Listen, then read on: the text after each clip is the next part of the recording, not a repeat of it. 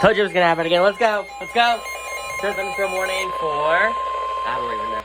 Flash flood warning Flash flood warning.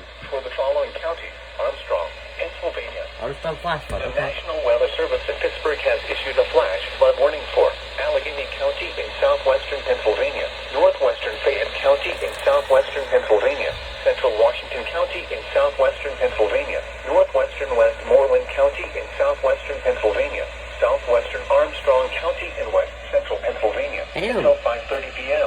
Shit. At 3:26 p.m., Doppler radar indicated thunderstorms producing heavy rain across the warned area. Between 1 and 1.5 inches of rain has fallen.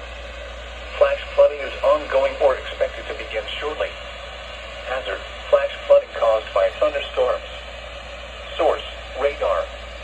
Impact: flash flooding of small creeks and streams, urban areas, highways, streets, and underpasses, as well as other poor drainage and low-lying areas.